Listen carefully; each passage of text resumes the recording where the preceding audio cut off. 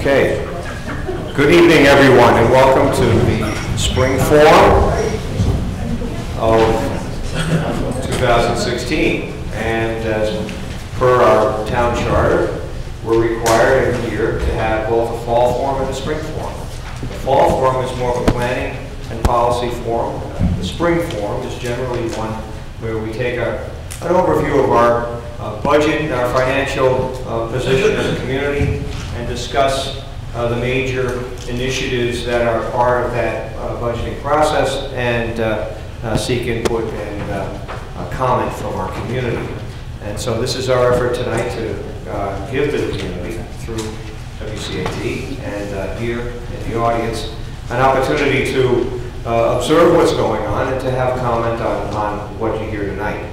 So I want to thank everyone for coming.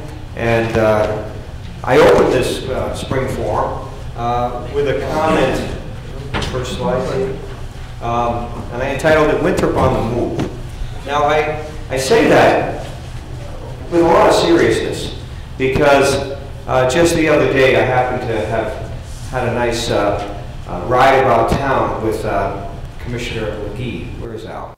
Is he here? There you are. Hello, Al.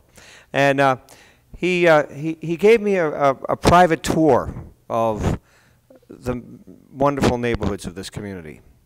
And, you know, with 100 building permits out at present, and it's only just early spring,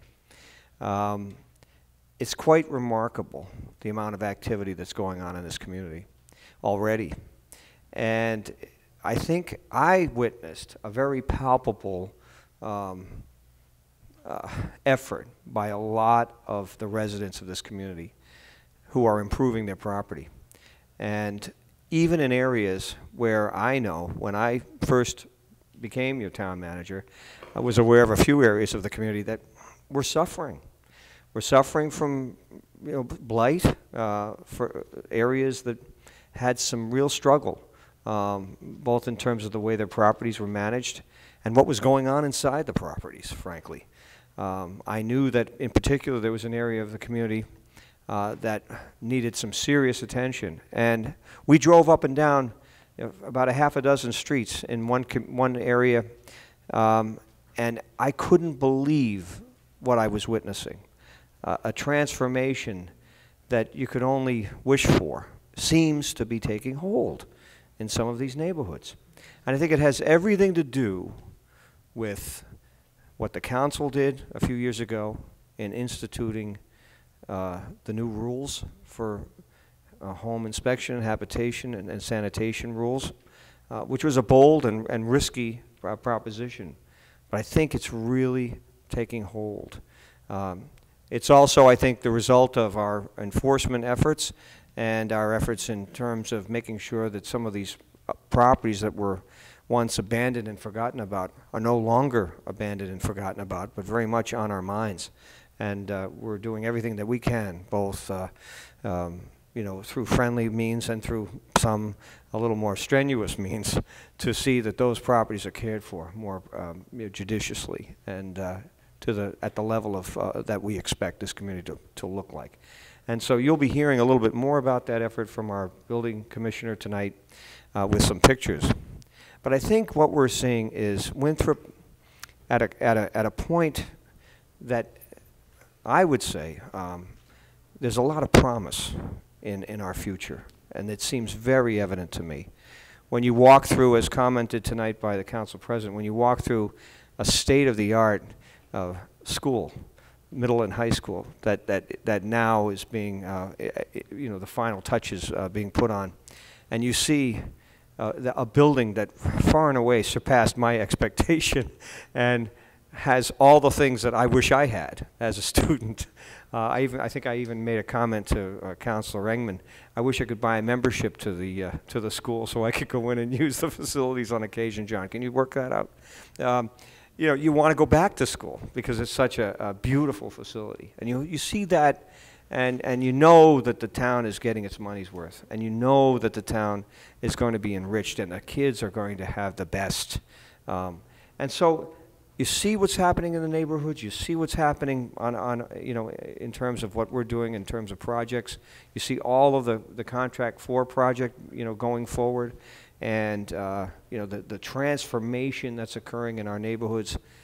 And you have to say that Winthrop is on the move, and indeed has a very, very bright future ahead of it. And so it's really strengthens and encourages all of us who are here tonight to make comment as to what we're doing and why we're doing it, you know, and it emboldens us to say that we can, you know, succeed together in terms of making improvements to this community, and that Winthrop deserves it, nothing less, and that Winthrop is in fact worth it, and we're proving that point very much, both in terms of what we're seeing the residents do and what we're doing as collaborating as department heads. And you'll hear all of our department heads tonight talking about some specific things that I think you'll be very, very pleased with. So with that, I'll just say, before I hand the mic over to our new CFO, Mike Perez, who we're so happy to have with us tonight, and he'll have a little more of generous time to go through the specifics of our, from a sort of 500-foot level, where we are in terms of the fiscal 17 budgeting process. Before we get there, I just want to hit some highlights. As we prepare our budget, we use it as an opportunity to express in their initiatives that both the council and myself and departments have considered to be a priority and to want to move them forward. And we try to use some themes each budget process to focus what little resources we have to make it the biggest effect and to really move the community forward. And some of our major initiatives in this budget will be one, combining our sewer and water enterprise.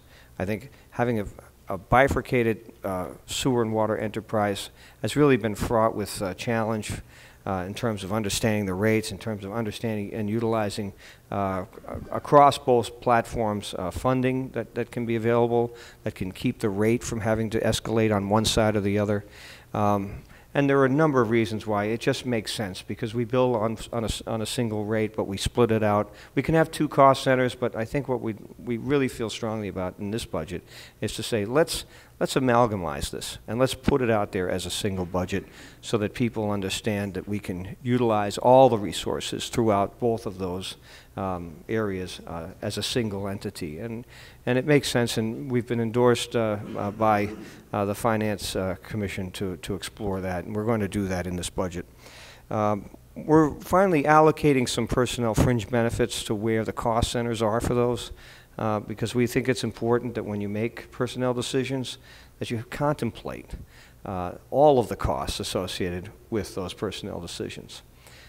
We are going to begin the initial efforts of regional E911 this year, and we've budgeted for it, which is a very promising regional approach that we're having with the City of Revere in terms of offering the best that we can in terms of medical aid and response on the phone.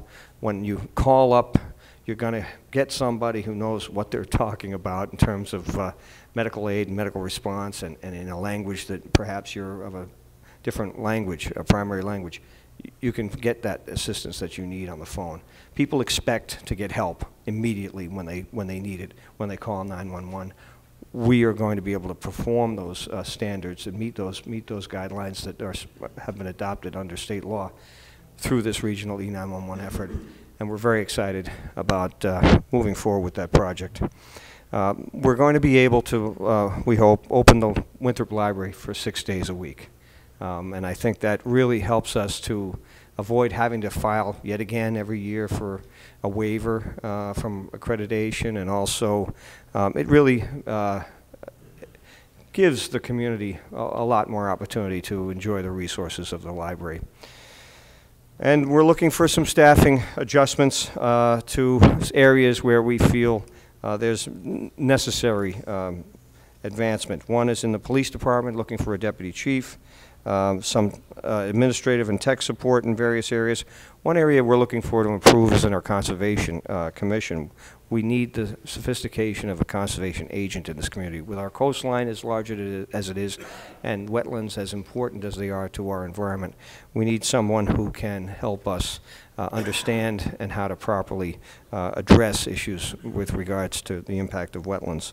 We're looking to support a regional health initiative with the city of Chelsea and Revere, as well as our opioid response that we're doing locally.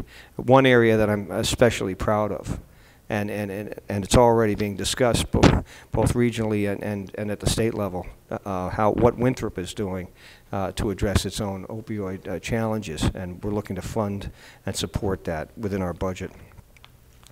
Next slide. And in terms of the capital budget, we certainly always have a long list of things that we want to do, but we can only do so many. And anticipating the use of one-time revenue to support some of these initiatives when we certify free cash in the fall, we'd look to examine the idea of doing a comprehensive rewrite of our zoning.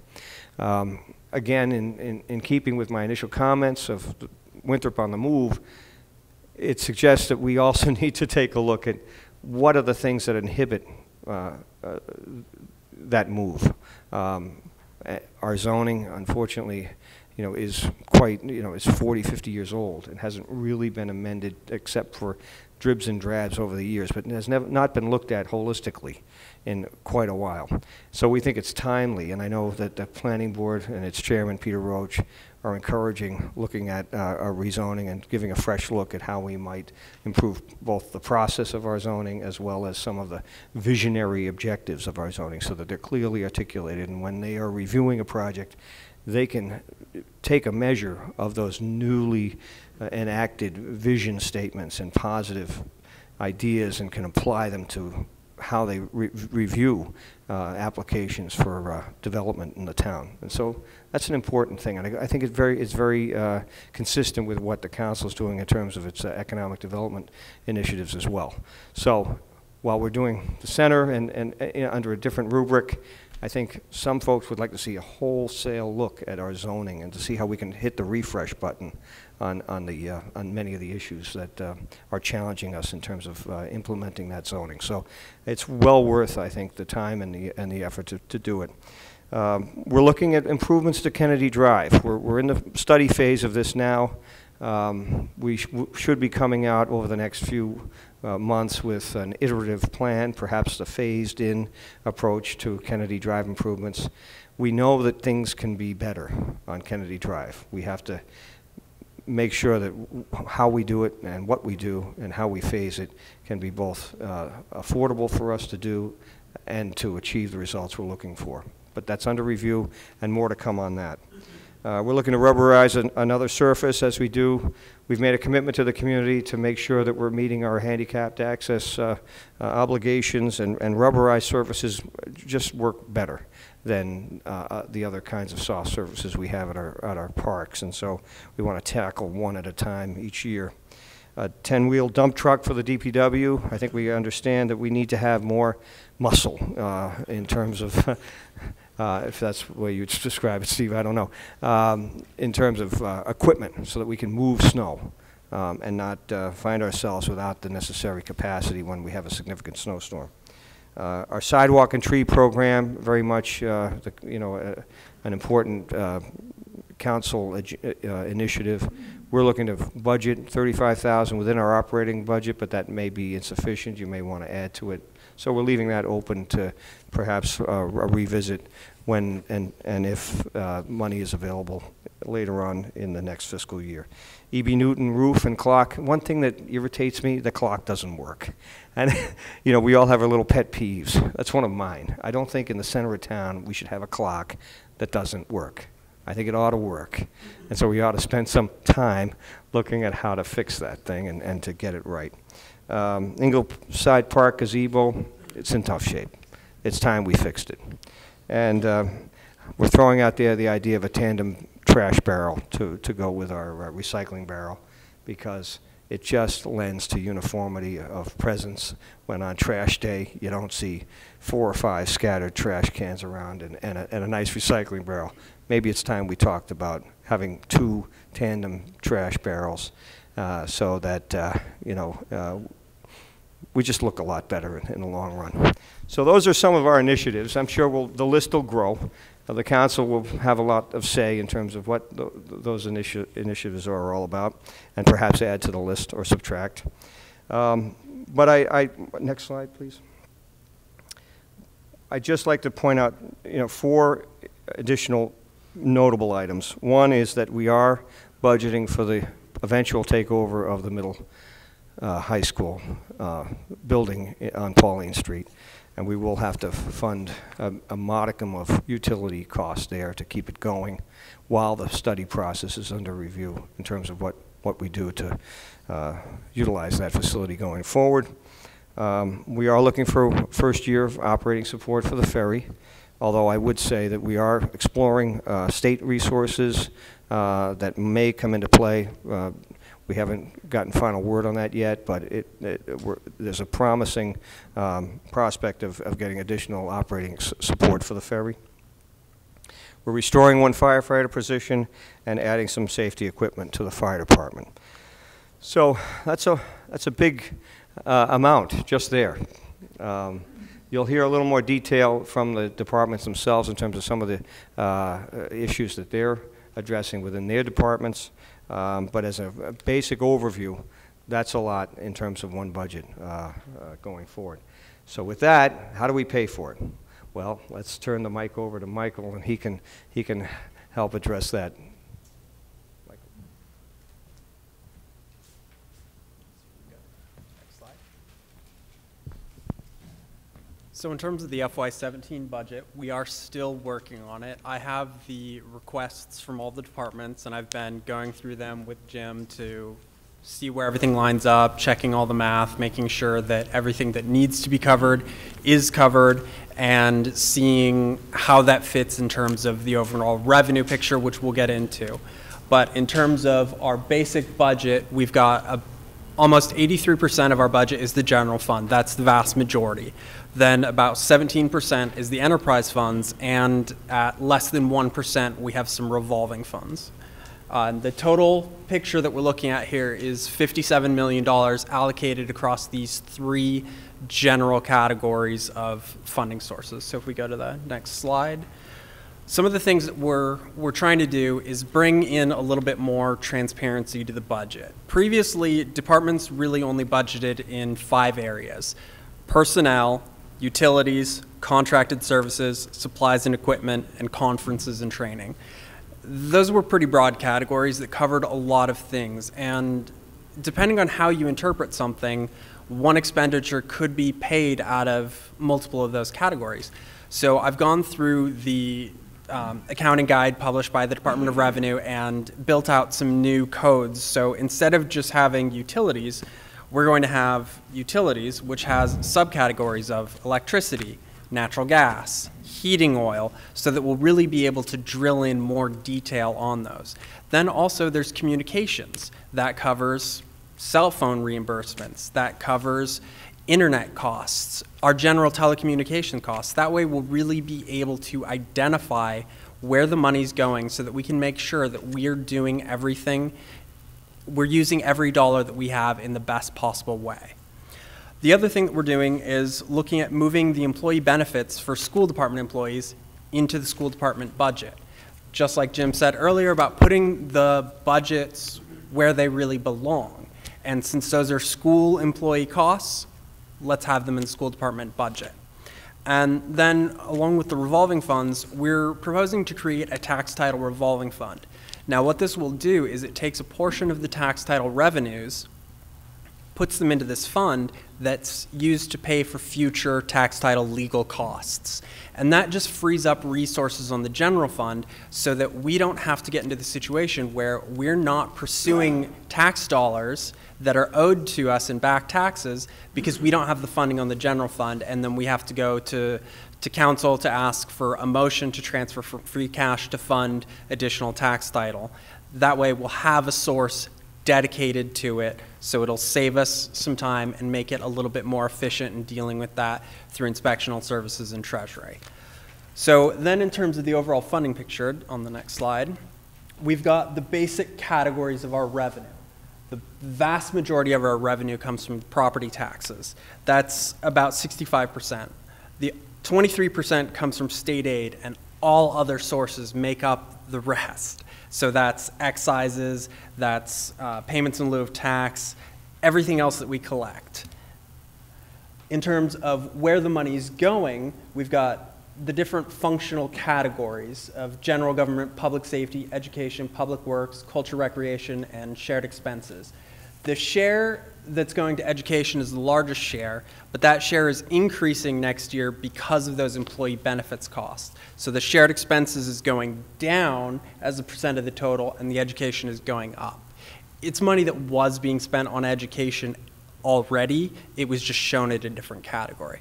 So moving on to the picture, really getting into how we're going to pay for all of this on the next slide. So we've got our different categories of revenue. Now looking at them, property taxes, we're limited by Proposition 2.5. State aid, that's given to us by the state. Excises, we don't really have control over. We've set the rates, but they are what they are. Then the next largest category is pilots, the payments in lieu of tax. Those are governed by agreements with Massport and the MWRA.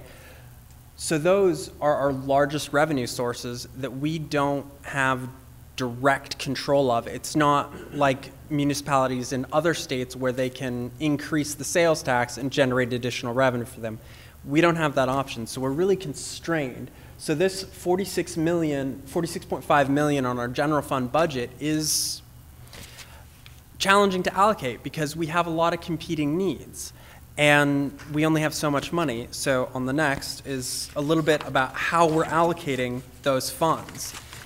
And we're split across the various departments. We've got some big increases. That big increase in education is really just the reallocation of the employee benefits. And then some of the other department increases, we have some of those special things, the transfer to the enterprise fund and the middle school maintenance that Jim mentioned earlier. Those are two elements that don't fall neatly within any department budget, but are something that we wanted to highlight as an expenditure that's coming. So we wanted to make sure that it's captured. So we're close, and we're working to make sure that everything that we're doing is the highest, best possible use of our tax revenue. Going a little bit more detail into the expenditures, the biggest thing that we have are personnel. On the next slide, so we've got the different functional categories, and just looking at the biggest cost that we have is people. That's primarily what we do. So across the functional categories, looking at the percentage of those budgets that are allocated to personnel.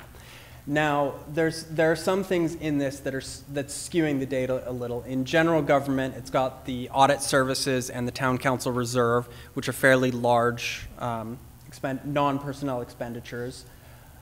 Public safety is primarily personnel. Public works is not, it has a lot less personnel than any other category, but that's because the waste management contracts are paid for out of public works, so that's really skewing the numbers there. And culture and human services there's a large chunk dedicated to the aid to veterans, which we do get a reimbursement for from the state, but it's an expenditure in 1 year and a reimbursement in the next year, so there's a bit of lag there, so we have to recognize the expenditure. So that's why that category is off. And then debt services, of course, just not personnel at all because there's no personnel attached to the debt service. So that's the sort of high-level overview of the general financial picture that we're looking at for the FY17 budget. And with that, we're going to move on into departments with Treasury.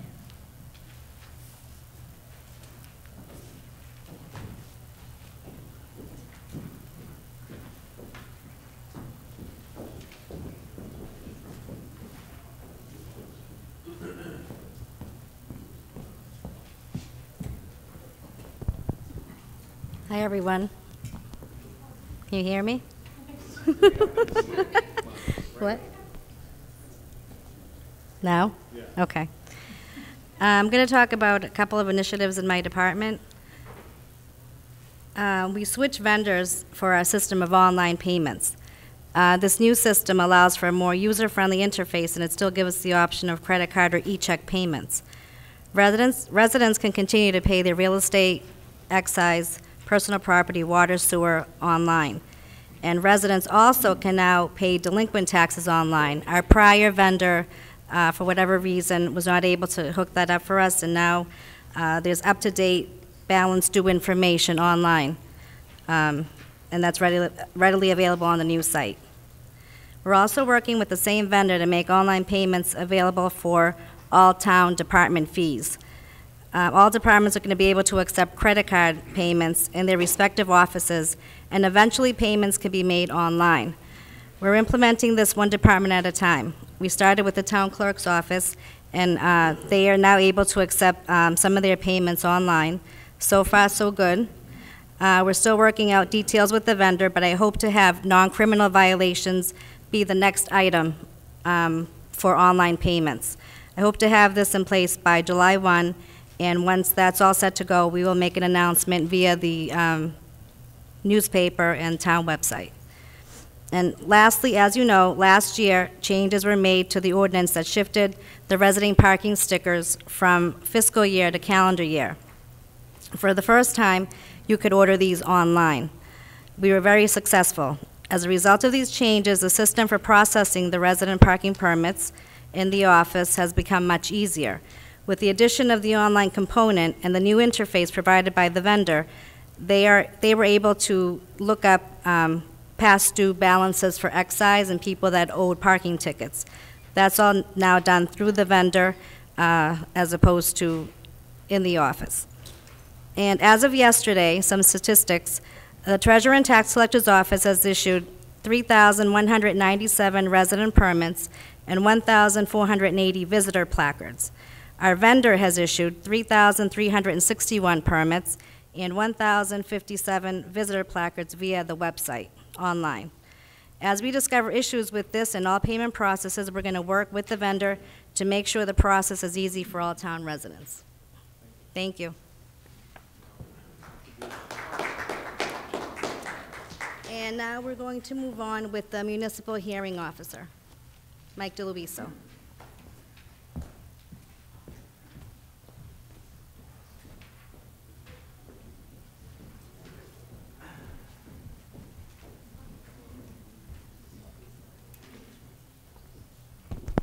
Good evening. Mike DeLuiso, the Municipal Hearing Officer. Thanks, Dave. As you know, the primary role of the Municipal Hearing Office is to hold hearings and adjudicate parking tickets and non-criminal citations issued by the other town departments. So far this fiscal year, there's been an increase in both the number of parking tickets and non-criminal citations issued, which has logically led to an increase in the number of appeals coming across my desk. However, in an effort to continue making improvements, we've undertaken another number of projects in conjunction with other town departments. Review of several parking ordinances is currently underway to resolve a number of conflicts. Once complete, a list of recommended changes will be sent to the town manager, along with a request for action by the council to resolve these conflicts. This will allow for ordinances that reflect the proper regulations and will also then allow for proper enforcement of the corrected regulations. In January, in a joint effort with the town clerk and animal control officer, over 700 citations were issued for failure to license dogs in 2015. This has served a dual purpose of enforcing the ordinances as well as allowing for an update to the database. To date, 134 of these have been paid, totaling $3,350. The appeals and the citations that have been returned in the mail are currently being reviewed.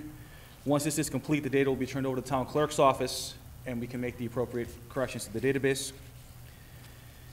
The town's adoption of Chapter 40U had a dramatic effect on the processing of non-criminal citations. It's enabled us to hold hearings on issues and resolve them here in town rather than rely on the overburdened resources of East Boston Municipal Court. Late notices are now sent to violators for every citation still outstanding after the 21-day period to pay or appeal, and violations issued under Chapter 40U by Inspectional Services or the police are having liens placed against the properties. Additionally, a list of violators who ignore notices for citations issued under Chapter 40, Section 21D has been given to the issuing departments, and starting with the Harbor Master's Office, violators are being held accountable via the complaint process in East Boston Municipal Court. We always hope to resolve the issues before they reach the level of involvement by the court, but this sends a clear message to the public that while we are willing to try to work with people when a violation occurs, ignoring the problem will not simply make it go away. In an additional effort to increase accountability, a hearing was held recently in accordance with town ordinances, and the Harbor Master will be denying waterway permits to any boater with an outstanding citation for harbor violation.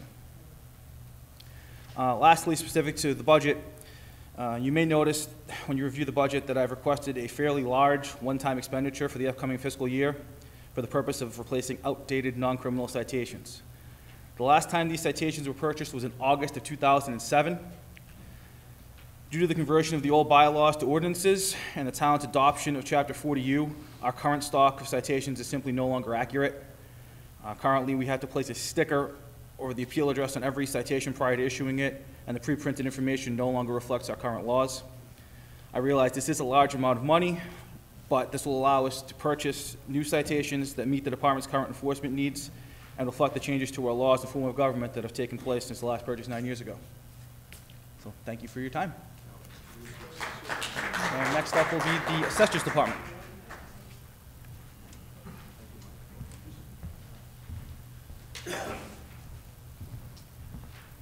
Good evening. I'm Steve Rhodes, the Deputy Assessor. And although we have several major projects going on in assessing, it's very timely because the Winthrop GIS system is going live. In fact, it may go live either tomorrow or sometime this week, likely Thursday.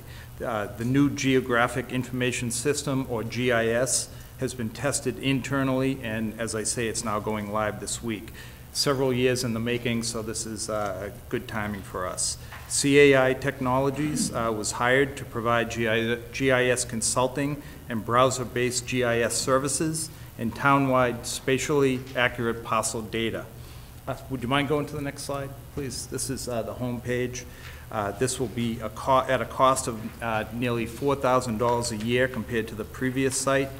All of our vision valuation data will be easily accessible on the site. There'll be a direct link from the town website onto the GIS. It allows property ownership data to be updated on a regular basis, allows for linking of documents such as deeds, plans, and permits. In addition, there'll be layers of data and municipal mapping crucial to all the town departments. And we did have our on-site staff training back at the end of in March, so we're ready to go. Thank you. Oh, DPW is up next.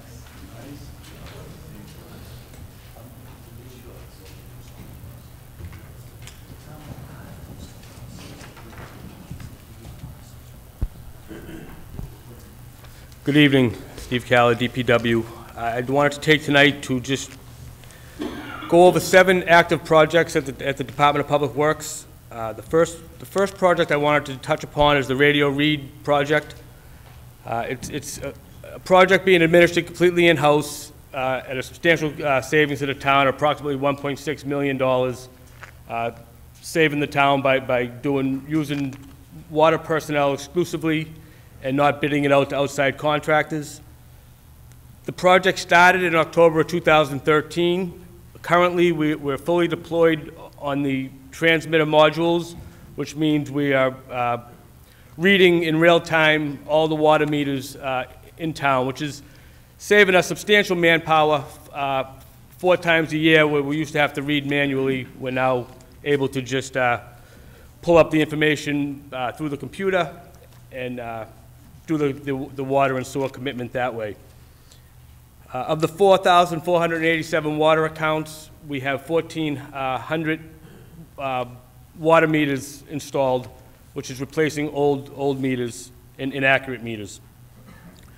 I also wanted to note that the next billing cycle will be the last of these. There was 12 cycles that we had to supplement the project. It was approximately $9 per meter going to each household. That will be eliminated after the next phase, the next billing cycle.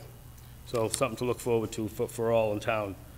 Contract 4, water and sewer project, substantially underway. This project affects 14 streets town-wide in the Pico Park and in the Cottage Hill area, replacing aged water and sewer main, removing substantial lead services, also replacing approximately 10,000 linear feet of damaged sidewalk, and all affected roadways will be repaved curb to curb. Again, we started in the Woodside area. The contractor will be coming back to the Woodside area in the next couple weeks to start the sidewalk restoration there. And the defolice construction will be continuing the water and sewer main on the hill. The sewer work has commenced already in mid-March. The sewer work has been completed, and they'll be going on to the water main, and the sidewalk and street contractor will be following that contractor right up the hill. We're hoping to have this project completely done by Halloween of 2016. The next project I want to talk about is the Tide Gate and Veterans Road Drainage Project. The town has received 2 coastal zone management grants for the engineering, design, and construction of a fully automated tide gate at the Washington Street culvert. The installation of this gate, which will occur this year, will mark the beginning of the drainage improvements to the Lewis Lake drainage basin. The drainage improvements along Veterans Road, Cross Street, and within the basin itself.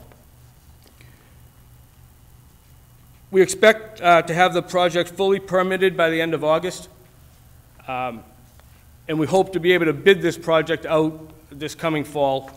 We do have funds in place through a grant from DCR to pay for the entirety of those drainage improvements. The Point Shirley Drainage Project. This is a project that will be designed, engineered, and constructed this year. We were able to secure a FEMA grant for $500,000, which will help supplement town funds to improve drainage on Otis, Townsend, Maryland, and a portion of Taft's Avenue. It will help better manage storm flows and tidal influences from extreme storms in the Point Shirley area. This drainage project will also include full pavement in all affected roadways. The next project will be the Coughlin Park Green Infrastructure Feasibility Study, which we were able to secure another coastal zone management grant in the amount of $75,000 with a town match of $25,000 to study the feasibility of green infrastructure to help mitigate the coastal erosion along the unprotected coastline of Coughlin Park. We're losing about 1 to 2 feet of that park per year, estimated. So we got Woodard and Curran Engineering, along with the Woods Hole Group, working on this project to see if there are green infrastructure ways to mitigate that erosion. And it should help pave the way for future grants to help construct those, help construct the protection that we feel is the appropriate avenue. The Miller Field project. This project is expected to be at 95% design by the end of April, and we are striving to have all permitting in place by the end of August in conjunction with the drainage improvements that are also being permitted under the same project. If all permits are obtained as planned, and if the town votes in favor of an override to help fund the Miller Field project, we hope to bid this project in early fall and start construction during the winter months, where it will have less of an impact on the adjacent golf course and just allow us to get a good jump on the project without too much extra,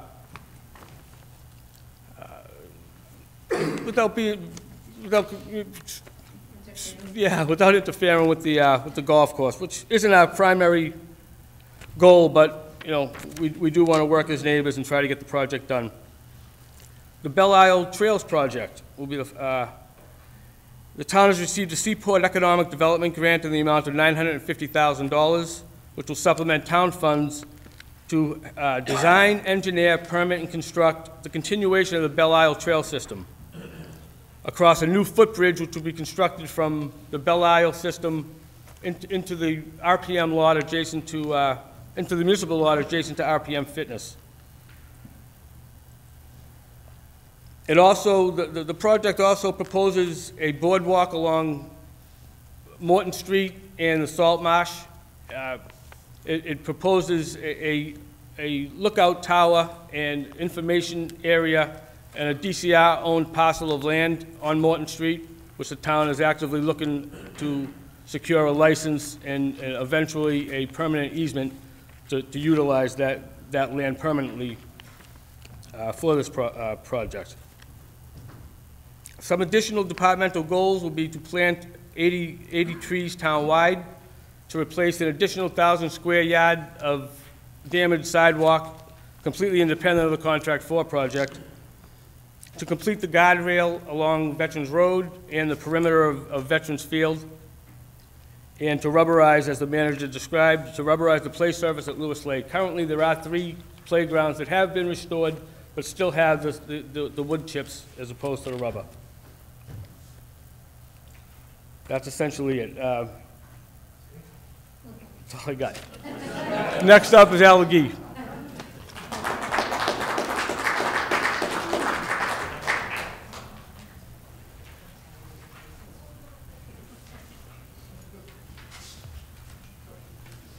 Good evening. How you doing? These slides, as you can see tonight, are pretty much on enforcement. This property in concern was a property that we were referred by the police department that had a squatter in it. Working directly with the police department, we were fortunate enough to see the squatter removed. Unfortunately, we had to board up some of the property, and that property right now is at a still. We're looking into it as receivership. The property owners have passed on, and there's nobody coming forward to claim that property right now. Our receivership attorney is investigating it right now, sending out notices, so we will probably move forward to receivership on that. Also, you can maybe go to the next slide. That's another part of another property that, we're in the process of enforcement. Our enforcement, right now, we're looking at different sections of town. One that the town manager and myself have drove around, and we've made a huge impact in that area. We still have a lot to do. We're going to move forward with that area. There are a lot of absentee landlords that we have to address, along with police and fire. And with that being said, notices have been sent out to probably 100 property owners, absentee landlords. We've walked that area, we've drove that area, we've looked at properties, backyards, failing porches, trash, unregistered motor vehicles, and that's where we are pretty much with the enforcement. Our health inspector, Sharon Ciccarella, has put a new grease trap enforcement in place. There's a grease trap right there that's completely packed full. It hasn't been emptied. Sometimes the final logs have been just not up to date, or look like dates have been added to logs. So that's something we're addressing right now. We're going to further address. And that's pretty much what we have going on. We're going to look forward to some tech support in the upcoming months that we desperately need, scanning of some files. That's what's really going to help us streamline. We're hoping to be able to have a MasterCard Visa so we can start taking payments at the counter. With MasterCard and Visa, so many people walk away because they don't have a check on them, and everybody, as you know, uses a bank card or a credit card for everything today.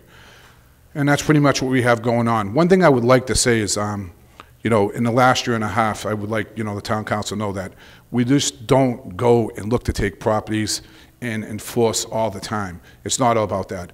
The properties that we look at for receivership are properties that banks have foreclosed, walked away, left them in distress, and it ended up being boarded up. We have one on 43 Hillside. Chief Flanagan and myself have dealt with. That property is boarded up. There was a small fire, and it still sits there. Banks are not doing anything. That's why we have to progressively go after them. We have to use our receivership program, bring them in, because they're not going to act. They'll leave that property there for 3 years. And the last thing we need is boarded up properties in our town. We need properties fixed up and sold and attract new buyers to our town so we can move the town forward. So, with that being said, our doors are open to Inspectional Services. And we like to reach, we've been reaching out, and we help a lot of property owners. Property owners that come in and need help, we sit down, we spend the time with them, we try to educate them, along with our restaurants. As you know, in the last year and a half, we had a lot of problems at our restaurants. We just didn't go and shut them down. We spent the time, we educated them, we helped move them forward, and look where they are today. Look how, other than some grease trap problems, we're doing pretty damn well. That's pretty much where we are today, and I look forward to a very busy spring and summer. Thank you.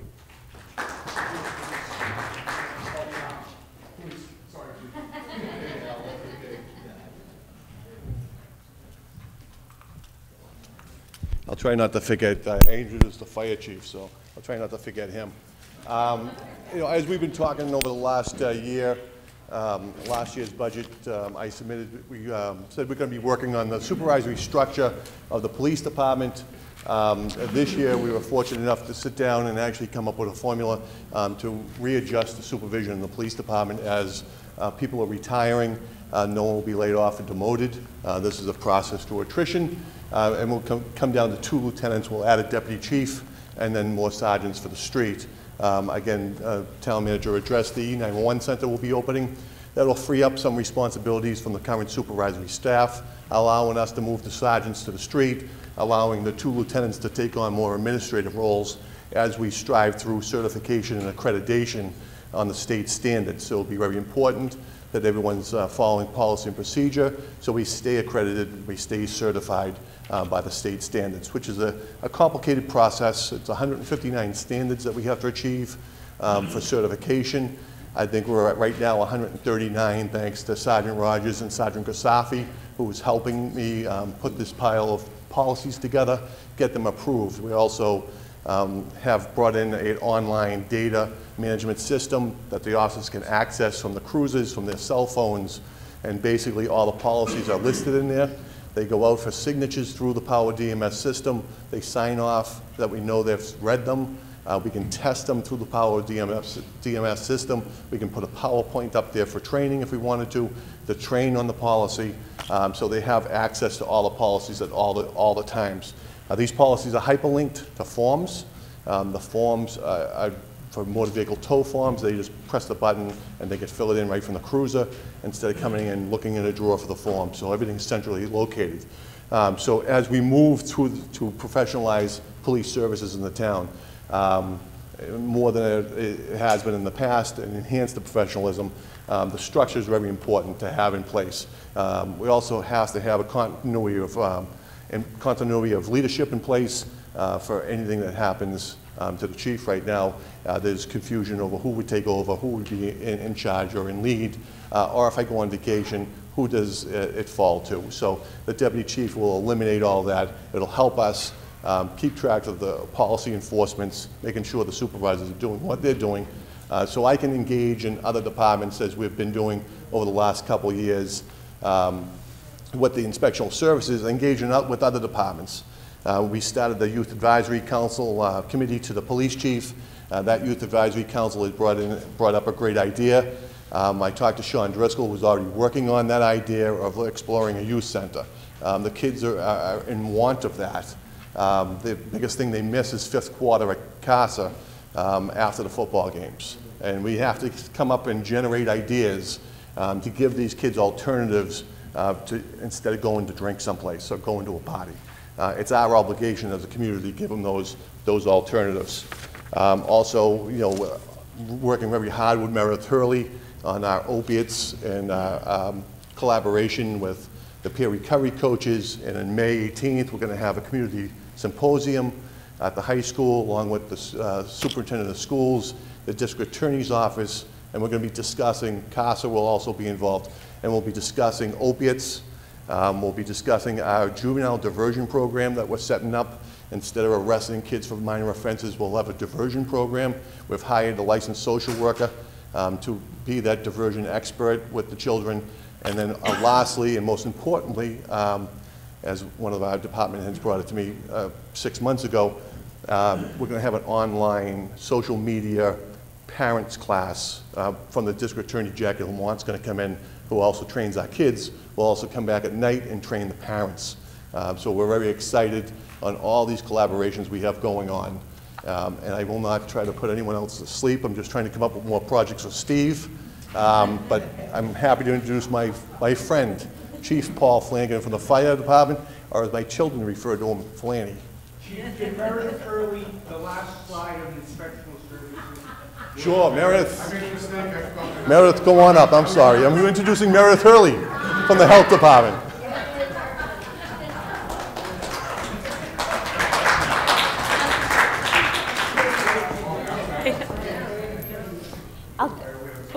Can you hear me? I'll keep this really, really brief. So I just wanted to kind of point out this picture over here on the left. This kind of is representative of where the community is going between all of the functions that we're doing to attack the opiate issue. So this was our first task force meeting where we had about 70 residents show up, and it's continuing to build momentum. So some of the programs that we're putting into place, we're hoping to expand within the next year. The chief was talking about the diversion program. We're starting to train more and more people on Narcan and how to get Narcan within the community, life-saving measures, harm reduction models, things like that. And it's starting to kind of filter out. We're looking at ways to get more prevention in the schools. It's going to be mandated through the Department of Education in the upcoming year through the governor's legislation. So it's kind of, kind of the next steps where we're going in all of this. Chief Flanagan.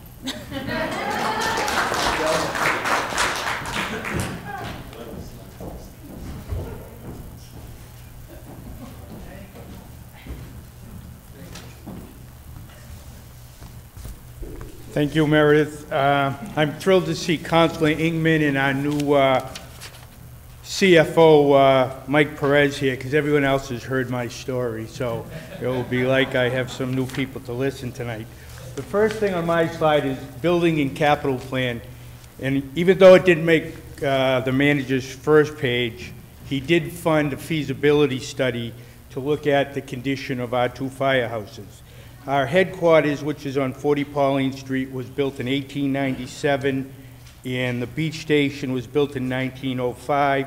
And in addition to house a modern-sized ladder truck was built in 1977. All other improvements, the majority of the improvements have been funded from donations of time and money. The rate of deterioration has accelerated a little bit beyond our capability of keeping up with it. With that being said, we did get $25,000 from the manager in the town last year, and we have 3 companies right now that are going to do a scope of service for us. Investment in our fire stations, the issues. We can no longer house modern firefighting equipment in our buildings. We can no longer house the emergency management response supplies and equipment necessarily to effectively respond to emergencies. Currently, we have gated off sections in both the Gorman Fort Banks School as well as the Cummings School to keep medical supplies and other Homeland Security supplies. And we also now have a container beside the center firehouse. The basements in both of our buildings are very wet and we cannot put anything down there. And I will speak to where we are getting all the supplies that we have. Neither station is ADA compliance for public access.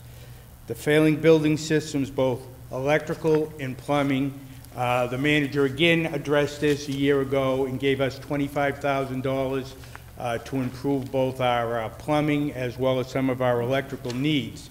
We got $34,000 to redo the floors. We had asbestos flooring in both stations. We had a commercial contractor come in and do the center station. The members on duty are doing the beach station, and we've returned $10,000 of that appropriation to the manager's office. The options of this feasibility, which we will be looking at, are renovations of both headquarters and the beach station, or the construction of a new central fire station. The considerations will be the location, site, cost of site acquisition, and the cost of the overall project. We have studied this proposals many times, once in 1993 and once in 1997 by committees put out by the town meeting. The most recent study completed 19 years ago. Each study recommended major capital investment in both stations or total replacement. The findings of both studies were consistent. The cost continues to increase as a result of escalation. The cost of improvements has increased nearly 500% since the last study. It is time for action. We have built 3 high schools, 2 middle schools, both elementary schools, a police station, a rink, a senior center, and a library. Macero, the superintendent, has taught me, be consistent, keep going, and eventually you'll build something. Under personnel, a fully staffed fire department consists of the following personnel: chief of department, 5 captains, which 1 captain serves as administrative officer, fire prevention officer, and training officer. We have 4 lieutenants, 24 firefighters, to a total of 34 badged employees with 1 civilian clerk. 3 members of our department are on the state hazmat team, 2 members are on the federal FEMA team, and 1 member is on the Metro SWAT team. The department has some very talented members, and we are fortunate to have them. Currently, the department has 1 unfunded position, and tonight the manager did say that in the fiscal 17 budget, we will be getting that position back, which is very critical. The town staffing model over many years was that we had a callback system. Anytime that we go mutual aid to any of our surrounding communities, which we have done twice this week, we bring in off-duty guys. When this system started over 100 years ago, everybody that was on the department worked in town, and it functioned very well. I remember a short 20 years ago when some of the World War II guys were saying, it's hard to believe we have 2 firefighters out of state this week, and they were in New Hampshire. Any given day now, we have several members out of the country. Winthrop belongs to the MBHSR, which is the Metropolitan Boston Homeland Security Region. This group was formed after the 9/11 attacks. This provides regional intelligence center 24 hours a day to our police and public safety agencies, communications, camera systems, license plate readers, and infrastructure to support sheltering equipment. Much needed equipment which would be unaffordable for this community. And what has happened is, yesterday I attended a meeting for 5 hours out in Roxbury, where the 9 communities that make up this Homeland Security region divvied up $14 million, $250,000 directly to our town for equipment, and the other 13 or so million is all in regional assets, whether it's SWAT assets. You know, the problems that face the communities are far different than they used to be. But these monies do not come without strings attached. One of the big things is training. The equipment that they're buying, both fire and police, all come with training, but federal dollars do not allow for backfill and overtime. We have to play with the big boys. It's unfortunate we have a beautiful community surrounded by water, but we're in a very precarious spot. Boston last year was named a Tier 1 city, Tier 1 being most likely to be affected by terrorism. All of the terrorism, you know, that started in the Boston area were off our shores by 1,000 yards, and of course we're all aware of the Boston bombings. So what has happened, it is forced Winthrop. We have 4 members on the Metropolitan Boston Homeland Security USARD team, which is Urban Area Search and Rescue. I have to have them proficient in rope training, trench training, confined space, and breaching. So with this, all we are saying, we, being Terry and I, are very fortunate to be part of this elite group, and the money that comes into this town annually for both the fire and police.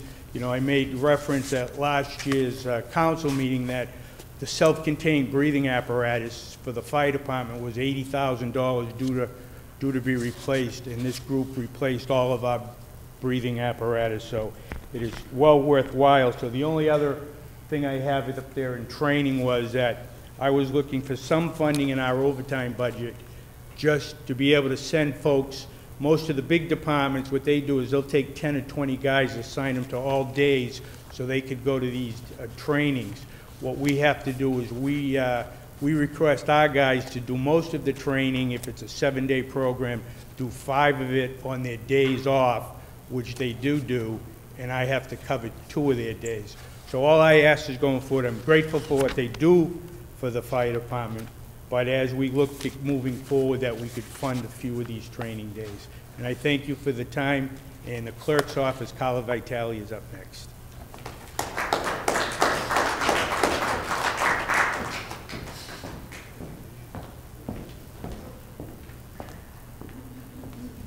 Hi there. The clerk's office is busy but predictable. In the next budget season, we're asking to purchase 7 new digital scan vote tabulators. This will include the trade-in of our current machines, the shipping of other machines, and the training of our office staff. The current equipment that we have was purchased in 2007, and the states advise us that soon the equipment that we're using will no longer be supported. Most of the Commonwealth is switching over to this new equipment. The other thing that we're asking for in this next budget session is an allocation of $25,000 to be used towards our digitization and preservation efforts. So that's what we have for you in the next budget season. Thank you. Next up is Nancy from Council on Aging.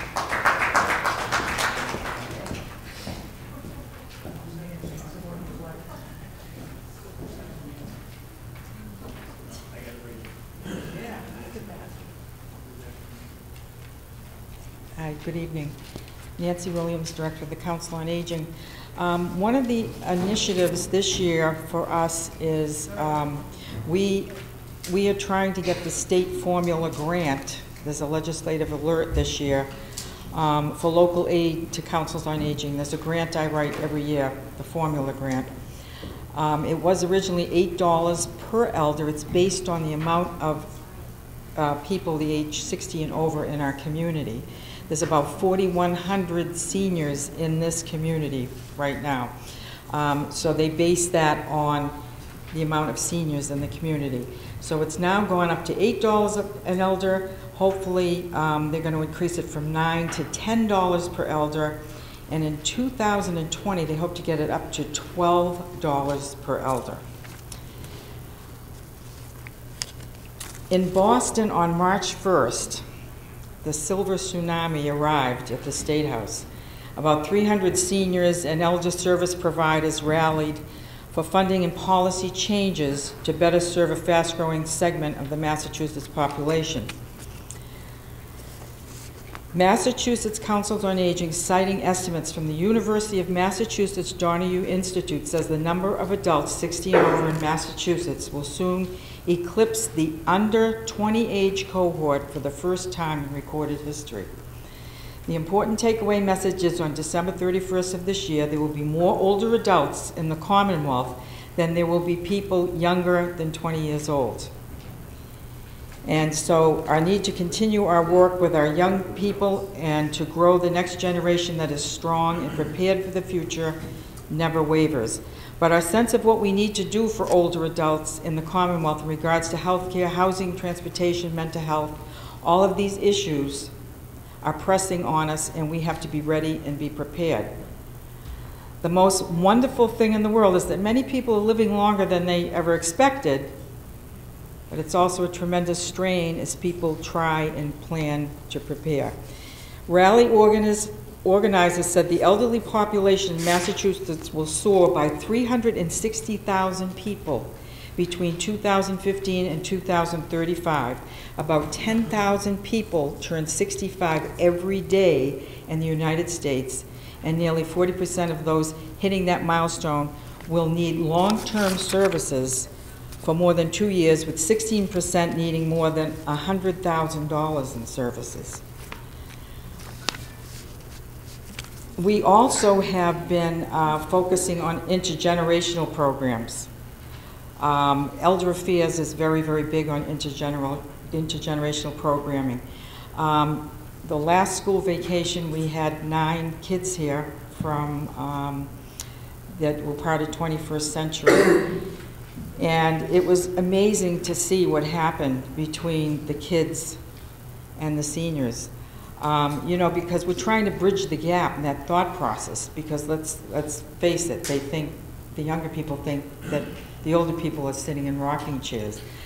But when they come in and all of a sudden they hear Uptown Funk, because that's what the Zumba class is doing, you know, then they realize, wow, this is amazing. These people are capable, and they're listening to the music we're listening to, and it's a wonderful thing.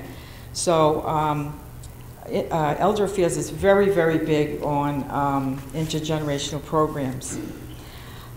We also have, because of our new program coordinator, who is paid through the formula grant, we have additional programs that we're putting into our list of things that we do here. In the future, in the very near future, we're going to have a walking club, which we used to have. So you may see us walking around town. We also have added a chair yoga class on Friday. And we've added an additional SHINE coordinator, SHINE being an acronym standing for Serving Health Insurance Needs for Everyone. That's a job in itself. I can't answer all those questions, so we have trained volunteers who are trained through Mystic Valley Elder Services, and thank goodness we have them. Also, our outreach coordinator, the numbers are rising for those who need help, I can tell you that. There's many more increased problems. The baby boomers, a lot of them didn't plan for retirement, not enough money, lack of family support. They need help with housing, they need help with health insurance, medications, mental health conditions, and so forth. So we have been, we've been moving right along, and hopefully this legislative alert and through the efforts of Chairwoman Denise Garlick and Representative Bruce Ayers, I know Speaker DeLeo has also been involved with this legislative alert, that we will get the monies up for the formula grant. And I just would like to add also that I've gotten several comments tonight about how nice the building looks, and thank goodness for that $50,000 donation that we got from Partners Health, because we did everything we said we were going to do, from painting the whole facility. The building is going to be 25 years old next year. From painting to adding the automatic doors to all the things that we bought, the new My Senior Center check-in computer. It's just amazing. I mean, so we've done a lot, and we're very, very appreciative to Speaker DeLeo for helping us get that money, and to Jack Connors from Partners Health. Thank you very much. Grants, Joe Demilovitz.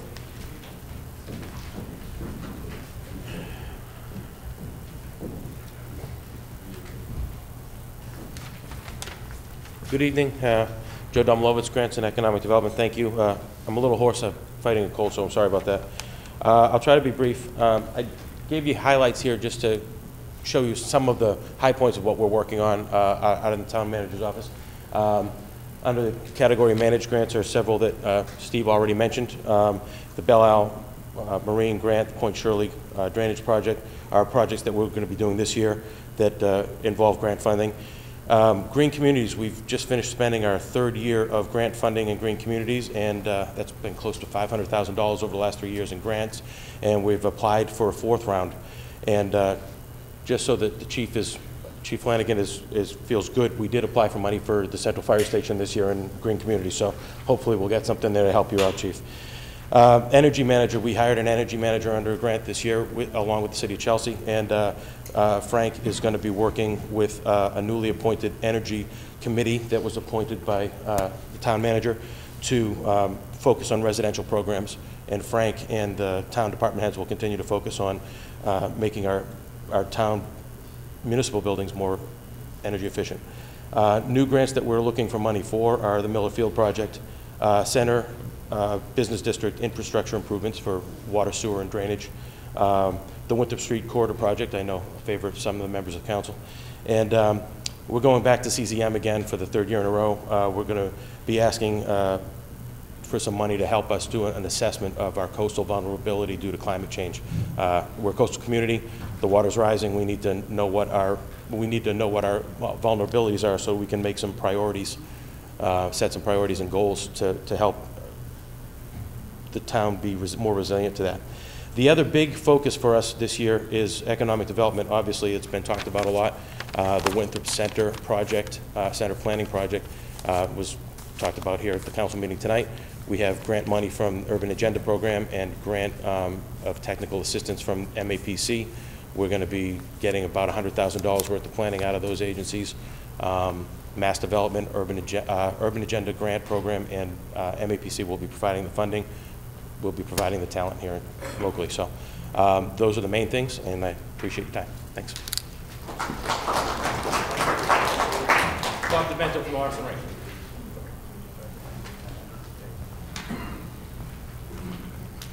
Good evening, Bob Demento, Rink Director.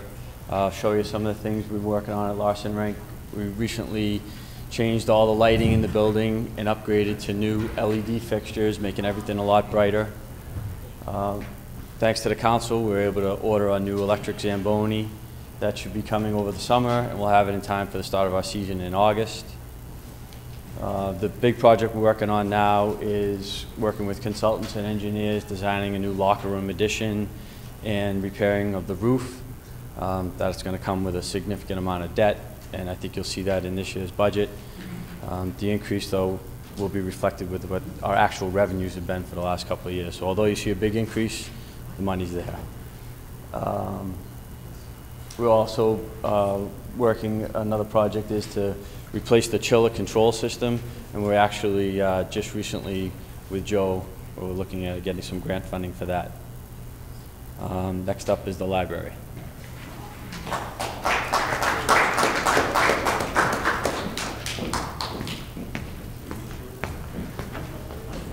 Good evening. My name is Ron Bergman. I'm the chairman of the board of library trustees.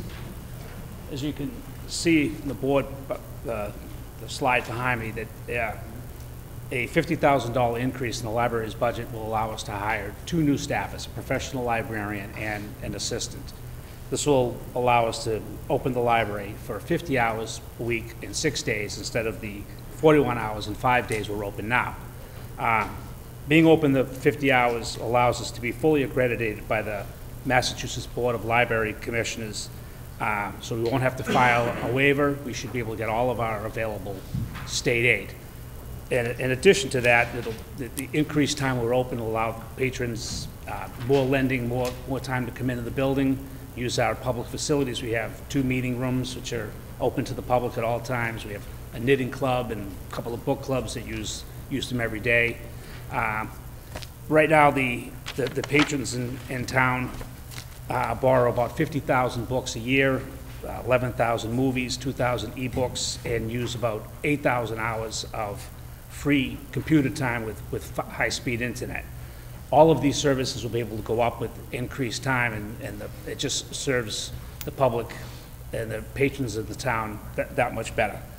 I'd like to thank Mr. Perez and Mr. McKenna, who have been working very diligently to get us an increase so that we're in complete compliance. And if you put a dollar value on the things that are lent to the town, to the patrons, you'd see that if the people had to pay retail for what the library can lend them in a year, it'd be worth about $1.6 million. So that's pretty good value for the budget that we have.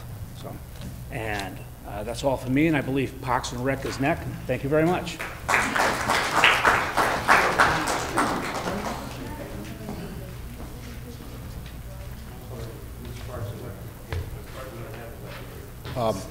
Thank you. Good evening. I don't see my slide up there, so it's probably a technical difficulty, but I just want to go over some points this past year and yeah, I got it right here. And what we're doing in the future, we're trying to do in the future. The last couple years, believe it or not, our department has moved now. I think we've moved twice in 5 years, from we used to be at the E.B. Newton, Now we're at the high school now, which was the middle school. We lost a room and we really cut down on space. And I think it's one of the great things to point out about my department is we've been able to have success still with the smaller space and working with the school department and trying to use different spots of the high school that's not being used during certain parts of the day. We've been able to maintain, you know, and grow in some sorts in our after-school program. And that's a tribute to my staff and the people that's been working with us all along. Now, in the future, what we want to do is really get after and really focus back on the programming that we don't have or we haven't had in probably the past 10 years, and then we lost a little bit more programming in the last 2 years because of the reduced space. So we're really looking to expand on that and really looking to stamp a place on a home once they decide what's going to happen with the building. We have some ideas and thoughts. I could be up here all night. I don't want to be like Chief Flanagan was about building space, but we do need a home, and we got some great ideas. One thing myself and my staff do, we go and we talk to a lot of different people in the field, and they can't believe the success that we've had with the small space we've been in the last 2 years. And we're looking to grow off that. We're going to continue to do that, and hopefully bring back the program that's well needed for the community. Thank you, and have a good night. Next up is MIS department.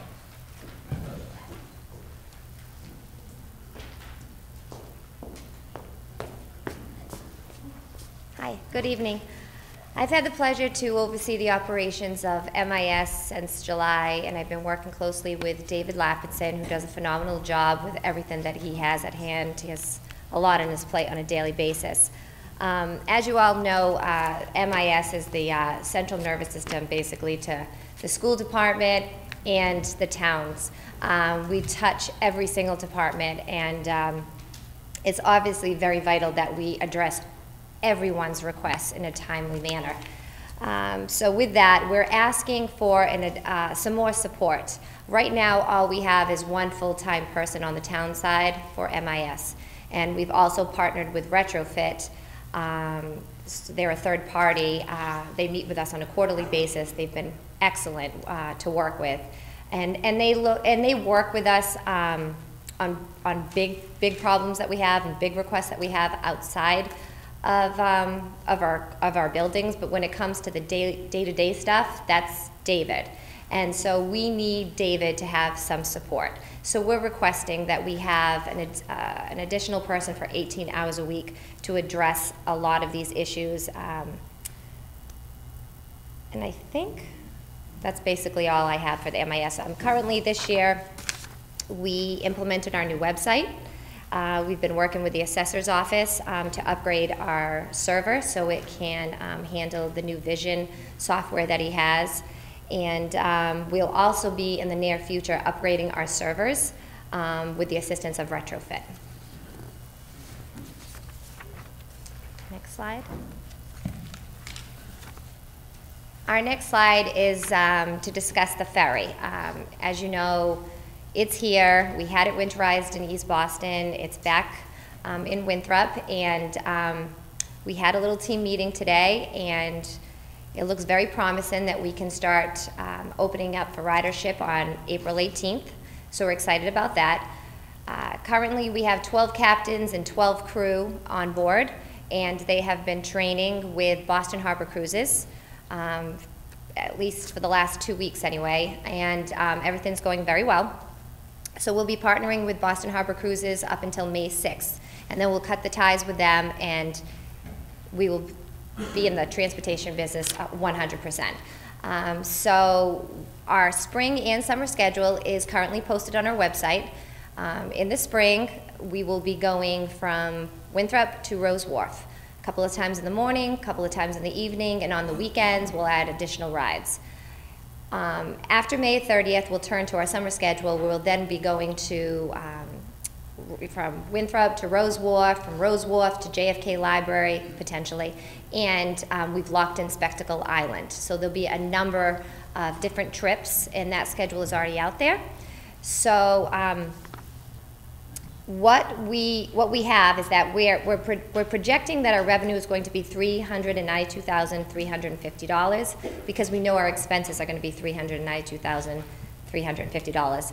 over the course of the year. So with that, what we need to do is have at least 1/3 capacity for every ride leaving Winthrop going outbound. So that's 6 trips a day. So we need about 24 people leaving Winthrop and going out. And we know that we'll exceed that. We think we're going to do exceptionally well grabbing people from Winthrop and bringing them down to the JFK Library. You'll get a lot of UMass Boston students, as well as just tourists who want to go to the library. So we think it's going to be very successful, and we're really happy that we have this new asset in our town. Thank you.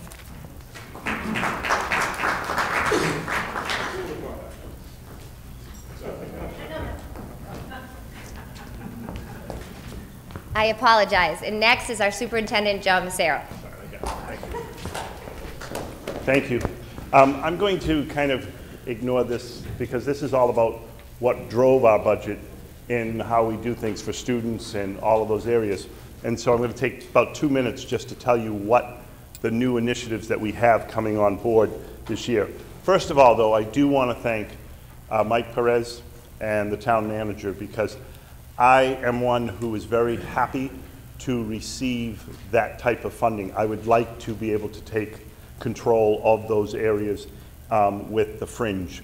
I think it's beneficial for the schools to look at it all. I think it makes us smarter and wiser in our placements of what we're doing, and I appreciate it because it's also, I believe, a matter of trust. And tonight, I just want to say that it's been great to listen to all of the people before me, because everybody's talked also about the partnerships with the schools. And that's our goal here, is that we're all partnerships together and we're working together. So I appreciate that, and I appreciate the trust moving forward for our budgets. A few things that I just want to talk about. Obviously, we're really excited about opening the new school that's going to be opening up July 1st. We are going to be refurbishing the Veterans Field. That is coming out of the new school project. We are going to be keeping classes at 7 sections per grade through the K through 2, and continuing to have the 5-day schedule for specialists. And for folks that may not understand that, if you have a little child in school, it's important to know that they always have phys ed on a certain day, not other days. So we're going to be able to keep those, because routine is very important. At the coming school, we're adding a math coach, also continuing with the 5-day schedule. The middle school, we're going to return to a middle school, but we're also going to return this year to a middle school to have 2 full teams in the 7th and 8th grade. We are no longer going to have 1 team or 2 teams that have 1 team of 4 teachers and another team that have 3. Our kids deserve to have a history teacher in both sections, and we're going to make sure that those happen. At the high school level, we're going to add, for both middle and high, we're going to have an integrated technology specialist, because with all of the Chromebooks that we're going to have a 1-to-1 initiative at the middle school and continue with the iPad initiative, we need to also make sure that we have an expert that's in our school that's going to be working with our students and teachers. We're adding math teacher at the high school, and we're adding another guidance counselor. Finally, we have a full-day preschool program at Winthrop High School that we're really excited about. Today we just hired, we transferred Andrea, why am I forgetting Andrea's last name? Thank you, Andrea Sullivan. She's going to be coming up to the high school, so we're really excited about that, and we're going to be doing a lot more talking about getting that going. But that's going to serve 2 purposes. One, it's for 4-year-olds that we're going to be able to give them a full Winthrop early childhood education before they go into kindergarten.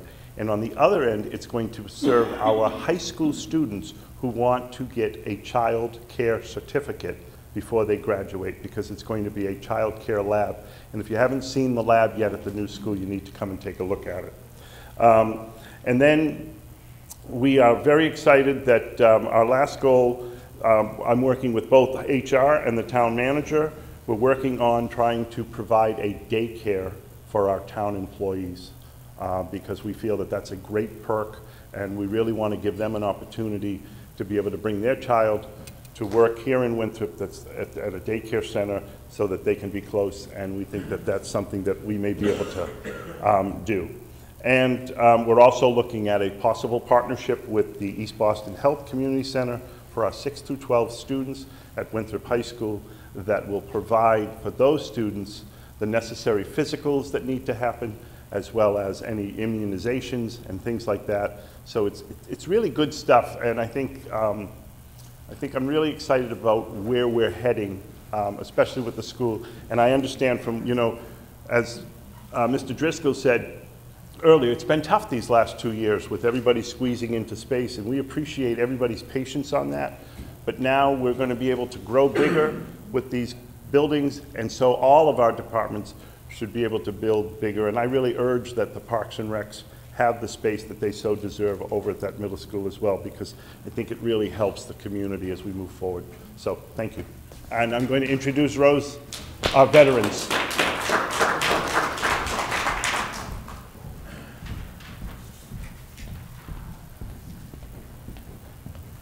Good evening. Veteran Services has been very busy. So our mission is very simple, is that we ensure that all veterans and their families get the benefits they deserve and that they are entitled to. We promote advocacy, we promote care, and we recognize them. So about 1.5 years ago, we had a dedication for the POWs and MIAs. And just last week, we recognized our Vietnam vets, as well as having a rededication to all veterans of all eras in our town. Having said that, this past year alone, we compiled and filed 249 new claims where veterans received $314,000. And that's a monetary amount, not the millions of dollars that they received in extremely good health care at the VA. Massachusetts was voted one of the top VAs in the country. So we really do a good job at taking care of our vets. As you know, we have Mass Chapter 115, which assists low-income veterans and their families with a monetary supplement every month. And that is reimbursed, as Mike alluded to, 75% the town gets back reimbursed the following year, though. Okay? Indigent veterans, we bury at no cost to the town. We get reimbursed 100% for that.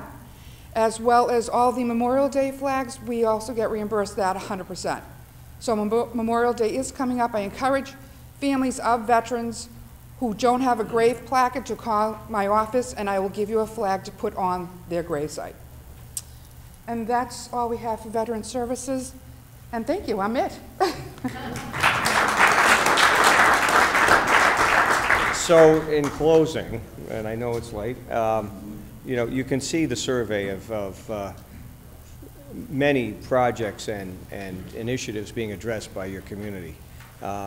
It's almost like drinking from a fire hose, I would say, because it's just a lot that goes on in a community with you know, a great team executing it. Anyone have any question or want to ask anything about anything at all tonight that you've seen? Or, yes, Councilor Catlin. I think that you have such a great group of department heads, and they're doing a wonderful job, honestly. There's so much going on. And you really should be proud of them and great leadership. I'm entirely proud of everyone here tonight and their staff, because we're not any good unless we have strong staff underneath us, and we have good staff that supports us as well. So it's just amazing for as small an organization as we are, how much we do and get done every year is just incredible. So thank you for that support. I really appreciate that. Anyone have any thoughts or questions or concerns? No? Well, thank you for listening to us. I know it's a long night for you. Keep it coming. You know, if you got other thoughts or comments or burning issues that you want to see us work on, and as we work through this budget, you know, we're all ears, and we take your input very seriously. Thank you, everyone, who participated tonight. I really appreciate it. And good night, Town of Winthrop.